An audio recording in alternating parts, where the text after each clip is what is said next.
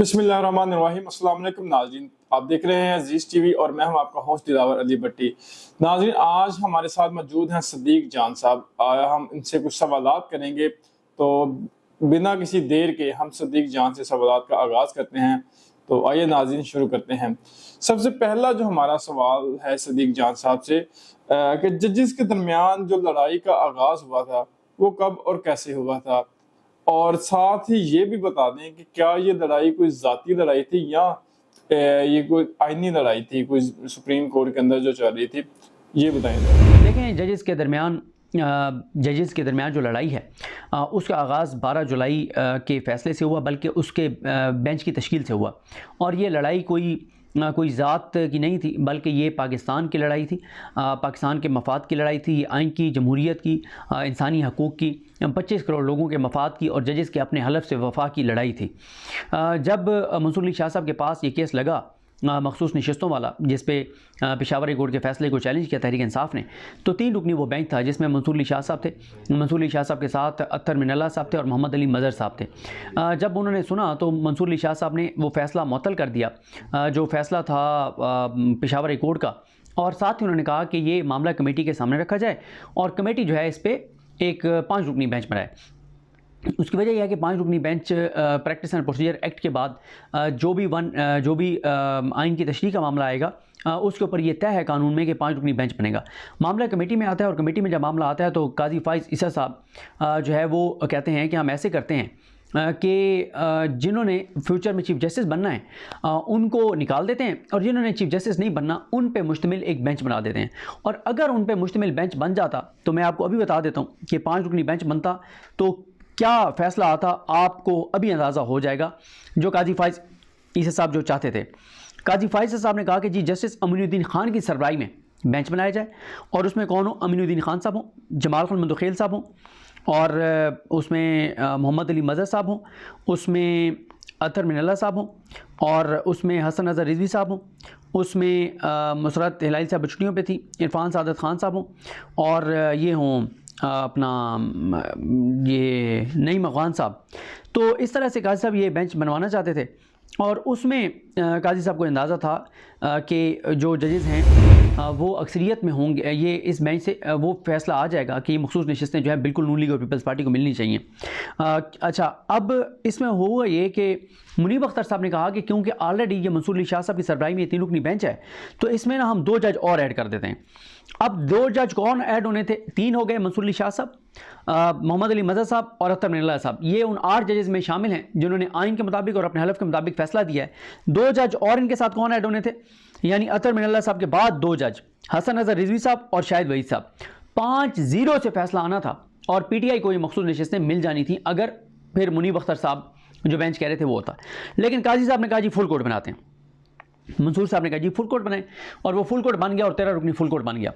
उस full court के दौरान लाइव प्रोसीडिंग चलती रही, आपने पूरे पाकिस्तान ने देखा उसमें क्या होता रहा। वहीं से लड़ाई का आगाज़ हो गया था जब अतर मिनल्ला साहब ने इलेक्शन कमीशन के कंडक्ट पे सवालात उठाए और जो कुछ पाकिस्तान में इंसानी हकूक़ की पामालियाँ हो रही हैं, जो कुछ हो रहा है, तो काजी फाइज ईसा साहब ने उस पर बार बार सफाइयाँ दी, गुस्से हो गए, फिर बल्ले के फ़ैसले के को जिक्र करने पे बरहम हो गए कि वो रिव्यू पेंडिंग है तो आप ये और वो, और बड़ा थ्रेट किया, जजेस को बोलने नहीं देते थे, इलेक्शन कमीशन के वकील को हर जगह रेस्क्यू करते थे, बल्कि यहाँ तक कि अतर मिनल्ला साहब ने एक प्रोसीडिंग के दौरान एंड पे इलेक्शन कमीशन के वकील से कहा कि 8 फरवरी के इंतखाबात से पहले इलेक्शन कमीशन को कितनी कंप्लेंट्स मिली और 8 फरवरी के इंतखाबात के बाद कितनी कंप्लेंट्स मिली, और उस पर इलेक्शन कमीशन ने क्या किया, ये मुकम्मल रिपोर्ट हमारे सामने रखें। इलेक्शन कमीशन के वकील सिकंदर बशीर मोहम्मद, जिन्होंने बहुत बदतमीज़ी की जजेस के साथ, जो आइन के साथ जजेस हैं उनके साथ, काजी साहब के सर पर, तो उन्होंने काजी साहब की तरफ देखा, उन्होंने कहा जी जज साहब क्या कह रहे हैं? काजी साहब क्या क्या कह रहे हैं? उन्होंने कहा जी ये कह रहे हैं कि जी वो आप यही चीज़ें नहीं, काजी साहब ने कोई ज़रूरत नहीं, और काजी साहब ने वहीं पे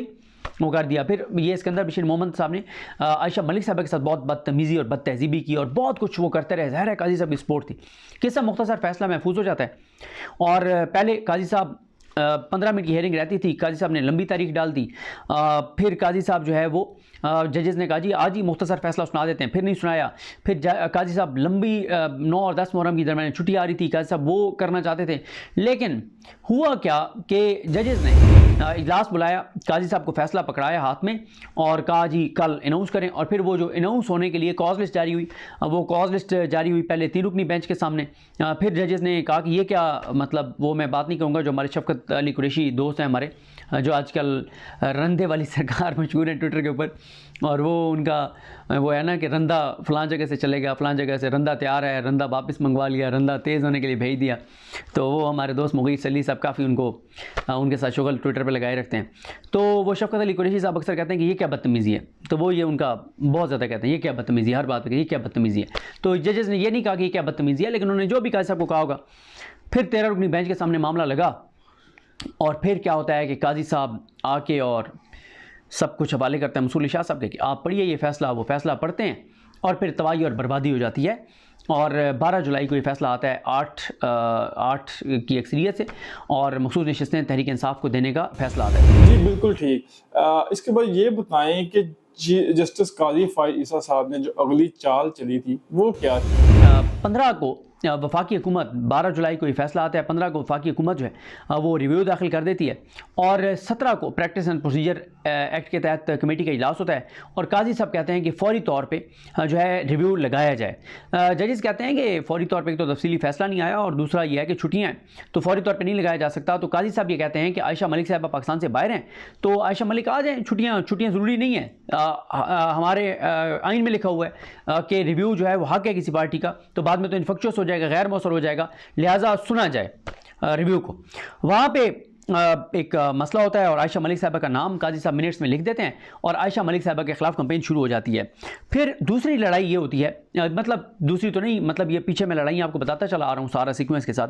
काजी साहब उसी मीटिंग में कहते हैं कि जो 63A है उसका जो रिव्यू है वो छुट्टियों में ही लगाया जाए। जजेस कहते हैं कि जी छुट्टियों में, जजेस छुट्टियों पर बेंच बन जाता है, लेकिन वो नहीं सुनते क्योंकि उसमें काजी साहब का ये था कि अगर ये 63A वाला फैसला लग जाता, रिव्यू लग जाता, तो 63A वाला फैसला उमरता बंदयाल साहब, इजाज़ुल हसन साहब और मुनीब अख्तर साहब को उड़ जाता।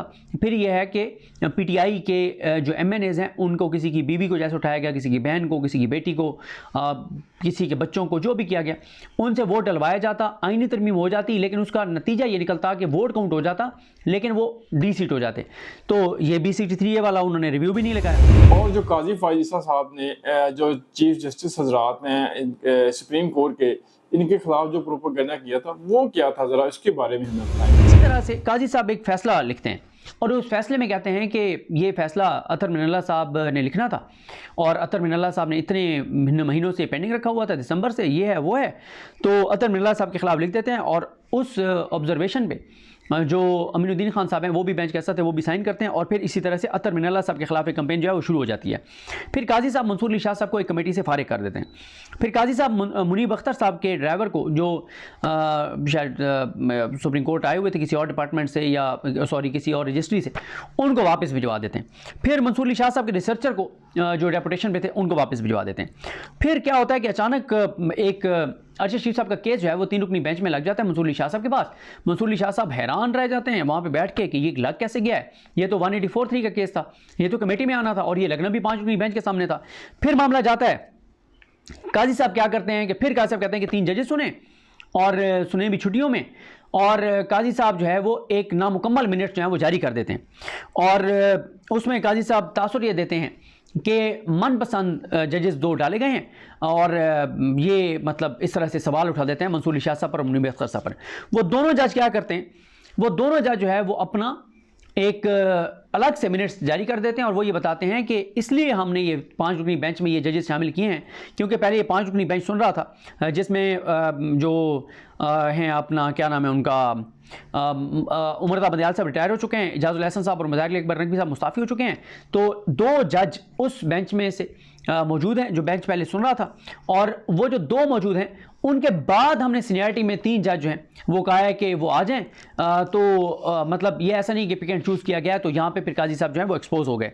उसके बाद क्या होता है कि नैब तरमीम केस का फैसला आता है इंटर कोर्ट अपील का, उसमें काजी साहब फिर मंसूर अली शाह साहब को अटैक करते हैं और कहते हैं कि मंसूर अली शाह अगर उस बेंच से उठ जाते तो बेंच टूट जाता और उमर बंदियाल और इजाज़ हसन फैसला ना दे सकते। फिर इसी दौरान आपको ये भी याद होगा कि दो जजेस जो काजी फैसल साहब के ग्रुप से तल्लुक़ रखते हैं, अमीनुद्दीन खान साहब और नईम अफ़गान साहब, वो एक फ़ैसला जारी, इख्तलाफी नोट जारी कर देते हैं 8 जजेस के से इख्तलाफ करते हुए। उसमें वो इस्टेब्लिशमेंट को और इलेक्शन कमीशन को, हुकूमत को, सबको कहते हैं कि सुप्रीम कोर्ट के 8 जजेस का फैसला खैर नहीं है, मत मानो। अतर मिनल्ला पर भी एक इल्ज़ाम लगाया गया था, वो क्या था? हमारी नाज़रीन को ज़रा वो भी बता दें प्लीज़। और इसी तरह से इससे पहले ये भी हुआ था कि अतर मिनल्ला साहब पे इल्ज़ाम लगाया काजी साहब ने कि जो फैसल वाडा के ख़िलाफ़ तौहीन अदालत की का नोटिस लिया गया है वो अतर मिनल्ला साहब के कहने पे लिया गया। अतर मिनल्ला साहब ने फिर एक नोट लिख दिया रजिस्ट्रार को कि मैंने बिल्कुल नहीं कहा कि आप इस तरह से तौहीन अदालत की कार्रवाई करें, तो उन्होंने अपने आप को क्लियर कर दिया। फिर काजी साहब 9 सितंबर को रिपोर्टर्स जो हैं उनसे बात करते हुए, जब वो कहते हैं फ़लाँ केस क्यों नहीं लगा, फ़लाँ केस क्यों नहीं लगा, तो वो टारगेट करते हैं मंसूर अली शाह साहब को और मुनीब अख्तर साहब को, कहते हैं मैं तो मौजूद हूँ, वो छुट्टियाँ कर रहे हैं, उनसे पूछें ये वो सारा कुछ, उनके बारे में इस तरह की ज़बान इस्तेमाल करते हैं। और इसी तरह से अब ये सारा 12 जुलाई के बाद से चल रहा था, इतने इवेंट्स हुए और ये यक तरफा थे। अटैक था काजी फाइज ईसा साहब की तरफ से इन 8 जजेस पर, मंसूर अली शाह साहब, मुनीब अख्तर साहब, इनके ऊपर। और फिर अभी काजी साहब ने इंटर कोर्ट अपील का जो फैसला था इसका नए तरमीम पे, उसमें उमर बंदियाल साहब को और इजाज़ हसन साहब को टारगेट किया है और उनका ये मकसद भी ये था कि मुनीब अख्तर साहब को एक वो करना, हाइड करना था, क्योंकि ज़ाहिर है मुनीब अख्तर साहब बहुत क्लोज है उमर बंदियाल साहब के साथ और इजाज़ हसन साहब के खिलाफ के साथ। चलें अब साथ ये भी बता दें कि इलेक्शन कमीशन ने जो PTI चेयरमैन की तकर्री के हवाले से जो दरख्वास्त दायर की थी वो क्या थी, उसका क्या बैकग्राउंड था, यानी कि उसके पीछे क्या मुहरकात थे? इलेक्शन कमीशन का कोई पर्सनली उनके साथ था या वो वैसे ही कि उन्होंने आईनी तौर पर उन्होंने दरख्वास्त की? अब होता यह है कि 14 सितंबर को ये जजेस जो हैं वो एक फ़ैसला जारी करते हैं। इलेक्शन कमीशन की दरख्वास्त आई थी सुप्रीम कोर्ट में। सुप्रीम कोर्ट ने जब मखसूस नशस्तों के केस का फ़ैसला दिया था तो उसमें सुप्रीम कोर्ट को पता था कि इलेक्शन कमीशन वारदातिया है और ये किसके साथ खड़े हुए हैं और इनका कंडक्ट क्या है और किरदार क्या है सिकंदर उस्मान राजा का और उनके मेम्बरान का। तो सुप्रीम कोर्ट ने कहा कि अगर आपको कहीं पे आपके दिमाग में, अगर किसी के दिमाग में भूसा भर गया है और उसका दिमाग ख़राब है और उसको हमारी ज़बान समझ नहीं आ रही, हमारी बात समझ नहीं आ रही, तो वो जो है वो इलेक्शन कमीशन हमें एक दरख्वास्त दे सकता है। हम चैम्बर्स में उस दरख्वास्त को सुनकर, डिस्कस करके, सुनकर नहीं, उसको देखकर, और हम जो है वो वजाहत कर देंगे अगर इलेक्शन कमीशन को कोई अभाम हो। इलेक्शन कमीशन क्या करता है कि एक दरख्वास्त दे देता है सुप्रीम कोर्ट को और कहता ही है कि जनाब वो बैरिस्टर गौहर तो हमारे रिकॉर्ड के मुताबिक PTI के चेयरमैन ही नहीं है और ना उमर यूब सेक्रेटरी जनरल है। तो PTI के जो 41 MNA जिनको आपने आज़ाद डिक्लेयर किया था उन्होंने जो बयान अल्फी दिए हैं और उनको जो तस्दीक किया है वो गौहर साहब ने और उमर यूब साहब ने किया, वो तो रिकॉर्ड में है ही नहीं। तो सुप्रीम कोर्ट हमें गाइड करे कि अब हम किसकी जो सर्टिफिकेट है वो माने, किसके दस्तखत माने। सुप्रीम कोर्ट में होता यह है कि 9 सितंबर तक छुट्टियाँ थी। 9 सितंबर को तमाम जजेस आ गए, लेकिन 2 जजेस नहीं आए थे। मुनीब अख्तर साहब नहीं आए थे और दूसरे जज जो हैं वो मंसूर अली शाह साहब नहीं आए थे। ये दोनों जज 12 और 13 सितंबर को आते हैं और 14 सितंबर हफ्ते के दिन जब एक तरफ तमाशा लगा हुआ था और भेड़ बकरियों की तरह बंद करके और डरबे में मुर्गियों की तरह बंद करके फॉर्म 47 वाले MNAs को और चोरों डाकुओं लुटेरों को बंद करके रखा गया था, तो इस दौरान सुप्रीम कोर्ट से बड़ा सरप्राइज़ आता है और सुप्रीम कोर्ट ये वजाहत करती है इलेक्शन कमीशन को जवाब देते हुए कि जनाब आपने हमें दरख्वास्त दी है, ये गैर ज़रूरी थी, ये सुप्रीम कोर्ट के फैसले पर अमल दरामद ना करने का बहाना था, आप वारदात डाल रहे हैं और ये 41 जो आज़ाद MNAs थे वो आप PTI के MNAs हो चुके हैं जिन्होंने बैन अल्फी दे दिया और जिनकी तस्दीक PTI ने कर दी है। तो अब ये मतलब सुप्रीम कोर्ट ने एक तरह से क्लियर कर दिया कि उनका वोट काउंट नहीं होगा। एक तरह से सुप्रीम कोर्ट का मतलब यही था और वो आईनी तरमीम का हिस्सा नहीं बन सकते। और ये सरप्राइज़ था, ये सर्जिकल स्ट्राइक थी आईनी तरमीम के ऊपर और काजी फैसल साहब की एक्सटेंशन के ऊपर। अच्छा, अब ये हो गया 14 सितंबर को। अब वो ये है कि कल एक नोट सामने आया है और उस नोट में ये हुआ, ये सामने आया है कि डिप्टी रजिस्ट्रार ने एक नोट लिखा रजिस्ट्रार को कि वो ये कहते हैं कि एक चीज़ चल रही है कि सुप्रीम कोर्ट ने कोई वजाती फ़ैसला जारी किया है, लेकिन ना तो उसकी कॉज लिस्ट जारी हुई है, ना उस पर किसी को नोटिस हुए हैं, ना किसी को सुना गया है और मुझे वो रात 8 बजे तक अदालती हुक्मनामा मिला भी नहीं है। अब इसमें ये जो डिप्टी रजिस्ट्रार ने किया है वो कर ही नहीं सकता, वो कर उसकी हैसियत और औकात ही नहीं है कि डिप्टी रजिस्ट्रार खुद से ही काम करें। ये उसके ऊपर अभी इल्ज़ाम लग रहा है कि काजी फाइज ईसा साहब के ऊपर के कहने पर किया गया और अटैक किया गया 8 जजेस को। और हुकूमत भी बड़ा इल्ज़ाम लगा रही है कि 8 जजेस ने हफ्ते वाले दिन ही क्यों क्लैरिफिकेशन जारी किया है, हालांकि उस दिन तो सारा कुछ सेट था आईनी तरमीम के लिए और सर्जिकल स्ट्राइक तो हो गई थी। अब सलमान अकरम राजा साहब ने ये बात दुरुस्त की है कि अगर आप ये कहते हैं कि सुप्रीम कोर्ट ने इसलिए किया है कि आईनी तरमीम करने जा रहे हैं, तो फिर भी सुप्रीम कोर्ट ने ठीक किया है कि हमारे फैसले का गलत इस्तेमाल कर रहे हैं आप ये कह रहे हैं कि 41 हवा में है, ना ऊपर है ना नीचे है। ये बात बैरिस्टर अकील साहब ने की जियो पर भी और ARY पे भी। तो सुप्रीम कोर्ट ने क्लैरिफिकेशन जारी कर दी कि इससे पहले कि बल्ले वाले निशान के फैसले की तरह एक गलत इकदाम करे पार्लियामेंट और सारे, और फिर बाद में कहा जाए कि सुप्रीम कोर्ट के फैसले में तो वो आज़ाद थे। तो सुप्रीम कोर्ट ने कहा नहीं, जिस दिन उन्होंने बैन अल्फी दिया और PTI ने तस्दीक कर दी कि हमारे उम्मीदवार थे, उस दिन से वो जो हैं वो हैं PTI के एमएनएज़ हैं। तो इस तरह से अब वो फाइंडिंग हो गया उनके ऊपर कि वो आईनी तरमीम में वोट नहीं डाल सकते थे, और इसलिए काजी साहब ने रजिस्ट्रार से ये नोट जारी करवा दिया। और ये इसके पीछे काजी साहब से पूछे बगैर हो नहीं सकता। जी, तो बहुत शुक्रिया सदीक जान साहब आपका, आपने हमें वक्त दिया। नाज़रीन, ये था हमारा आज का प्रोग्राम। उम्मीद करते हैं कि आपको आज की वीडियो बड़ी पसंद आई होगी और काफ़ी ज़्यादा जो सवालात आम लोगों के जहनों में होते हैं, जो आम पब्लिक के जहन में थे, वो उम्मीद करते हैं कि काफ़ी क्लियर हो गए होंगे। और इंशाल्लाह नेक्स्ट भी आपके साथ मिलते रहेंगे। हमारे चैनल को लाइक और सब्सक्राइब लाजमी कीजिएगा और कमेंट सेक्शन में अपनी राय का इजहार ज़रूर कीजिएगा। इजाज़त दीजिए, अल्लाह हाफिज़।